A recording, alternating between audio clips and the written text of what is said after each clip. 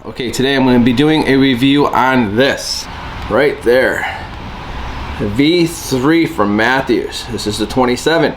This is going to be a full review on this bow, on the specs of it, on everything that I can understand, some of the technical stuff that I can't understand, and we'll go over my setup. We'll shoot it, and at the end I'll give you, my opinion on it, which it's an unbiased opinion. I buy my own stuff. Here we go. Let's get into the full review of this Mathews, what I've done to it, what I like about it, what Mathews has done differently. Let's dig deep. So on the new bow, the first thing we notice is the riser design has changed. You notice all the little design in there, and was it I-beam construction or something? What do you even call that? I don't even know. But guess what? It's changed. Is it better or is it worse? I don't know. It ain't worse. Is it better? Well, it looks different. I don't know if it's better. So if you like it, you like it. If you don't, you don't. Is it aesthetics? Is it function? I don't know. Gotta talk to Mathews about that one. Alright, so now you gotta look at the limbs. Alright, so Mathews' big claim is this is past parallel. Alright, so the axle to the riser length ratio, blah, blah, blah. I don't know what any of that means, okay? It's past parallel. The limbs have a steeper angle. It's only a 27 versus a 28 from last year. So, what does that mean to me? It just pretty much only means to me that the string angle is crazy and my peep sight's maxed out right there. So you see my peep sight. Hope I can get that clear. There we go. It's maxed out. I can't go anymore. So if this bow was any smaller, the string angle and the way my setup is I wouldn't be able to put the peep where it needs to be. So this is the shortest bow and the steepest string angle I'm gonna shoot. The past parallel, does it make it shoot better? I don't know. Does the riser to riser or the riser to axle make it shoot better? I don't know. So you be the judge of that. So I didn't notice any literature on this, but I did notice right here it says switch weight 2. Alright, so this camera's a switch weight 2. I know they had the switch weight. Then now they have the switch weight 2. What does that mean? I don't know.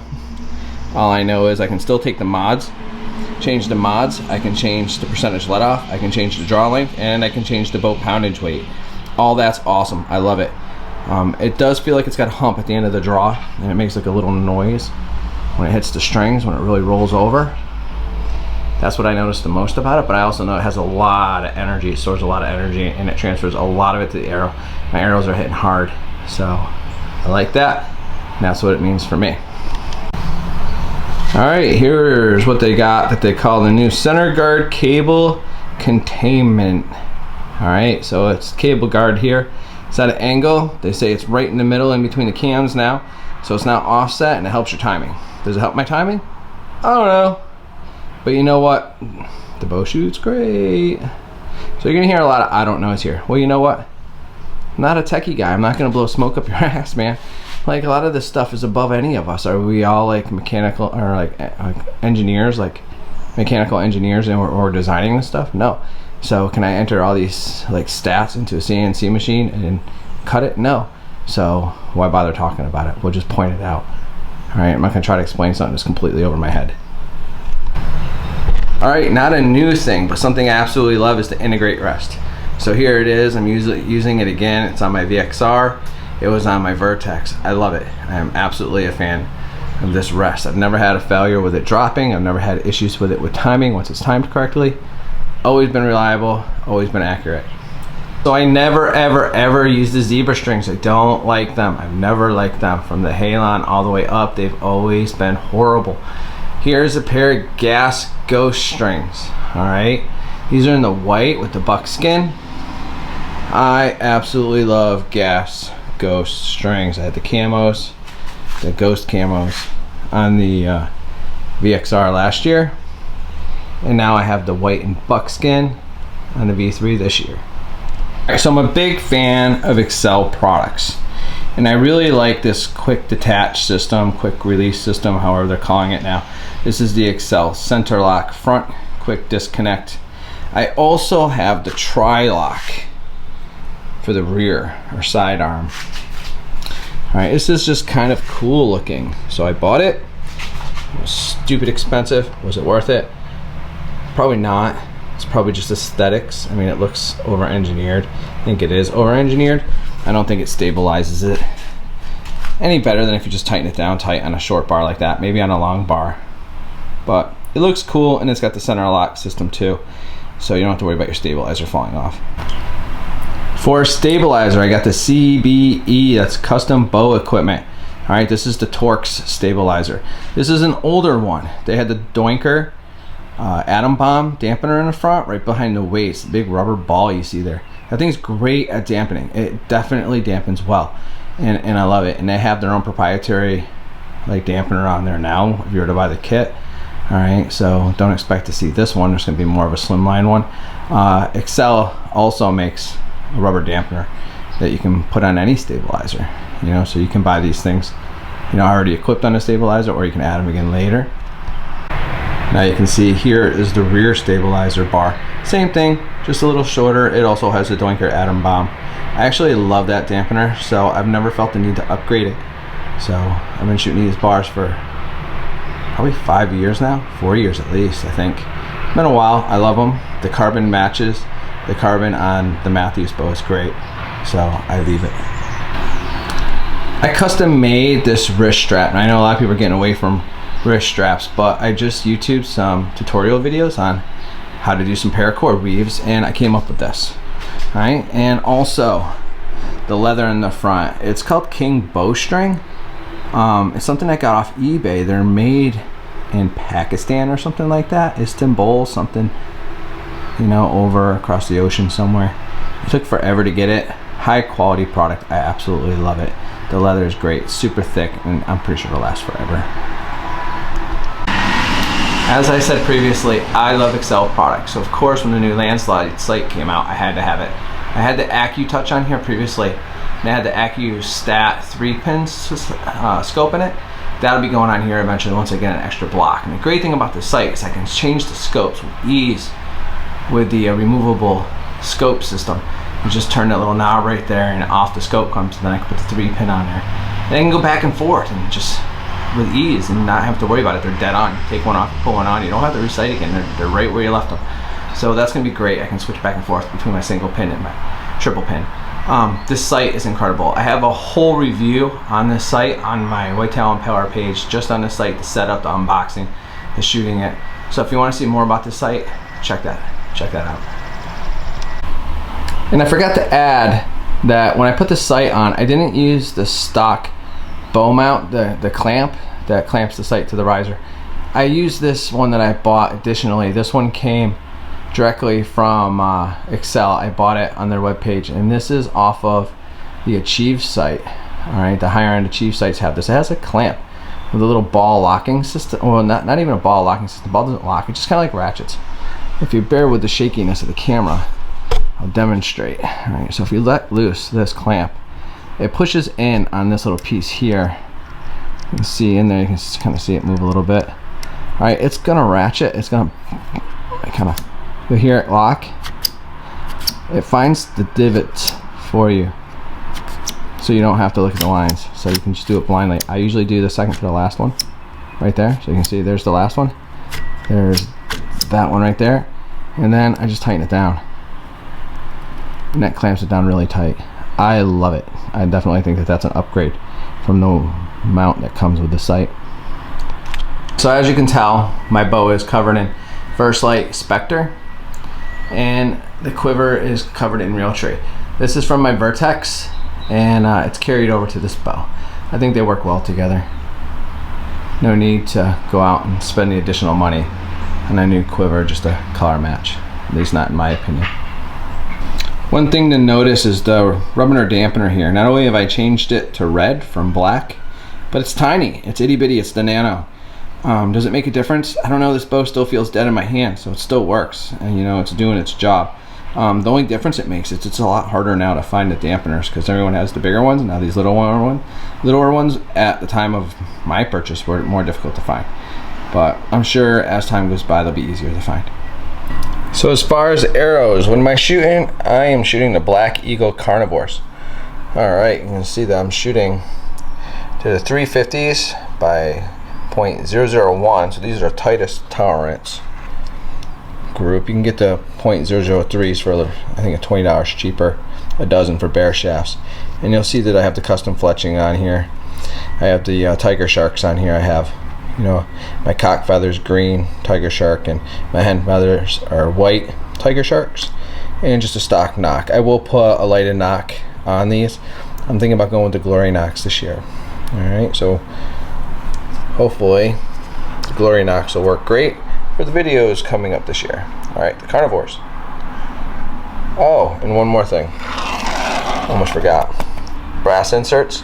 So extra weight up there too, another 30 grains screwed in behind the brass insert. So these are really high FOC arrows, and they hit pretty hard. And I tip them with the Mathews V3 blades. Alright, so they're a fixed blade broadhead that flies true and great. And with my tune on this bow, it's so important that the rest be set at, you know, 13/16 to be dead center, because once I tune this bow up myself and I got it absolutely perfect, my point of impact between my broadheads and my field tips with this setup and with these arrows is all the same. Alright, so no worrying about that this hunting season, but I'll continue to make sure that that stays, you know, within tolerances for bow season. Alright, so I'm filming this in my garage. If you notice, I got deer on the wall. These are all the deer that didn't make the cut to get in the house. And I had to have 2 shoulder mounts in the house, one in the mud room and one in the dining room. So this is my Georgia buck. Actually, I got bucks from different states, and this is a Georgia buck, and I live in New York. So if anyone's ever hunted Georgia, you know shooting a deer down there is quite the accomplishment. So he might not be a booner, but he's a booner to me. And because to get an 8-point this big in Georgia, it is not easy, and it was an accomplishment to say the least. So now that you've seen my setup, let's get it outside and let's get out in the sun and get the targets out, and we'll shoot it, because the proof's in the pudding. If it doesn't deliver the arrows where we need them, then it doesn't matter how pretty it is, it ain't gonna matter. All right, let's go shoot. For perspective's sake, this is where I'm shooting from. 20 yards from a little bit across the road in front of my house to over there, and there's my truck, my garage. Go in, there's the target. There's where I'm gonna have the other camera at. That's my backstop. I'll put this in my garage. Sorry, this zoom is a little touchy. Back to 20. Alright, so just so you have perspective that I'm not shooting at 5 yards. Alright, let's get this shooting going.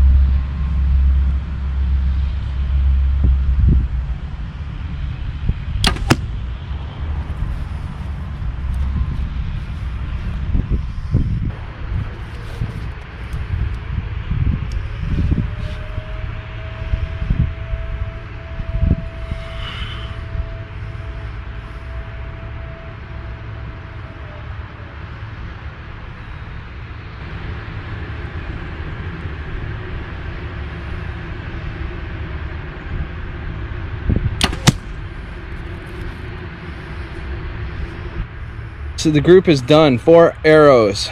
All right, now look, bear in mind, I did not practice today. This bow is just ultra forgiving, and there's literally, not let it get blurry, 3 arrows right there touching, slid down the shafts, and one is like a centimeter away at 20 yards. I'm not shooting like long distances, but look at the consistency of that. I mean, look, you're not seeing me in tournaments. You don't know who my name is. I'm an average hunter who does average shit, and that's 20 yards. And bear in mind, I just got over COVID. I had fatigue through my body like crazy. I couldn't even hardly lift my bow, let alone pull it back. And then I broke 2 ribs right before that, so I couldn't breathe anyway. I mean, I couldn't, and to be this stable, I'm not. My pin float is floating a little bit, but this bow helps, man. This bow's magic. It's like it reads my mind. It knows where I want the arrows to go, and it takes them there. So it's a pretty great group. Pretty glad I got it on camera, because like they said, if you don't have a picture or video, it didn't happen.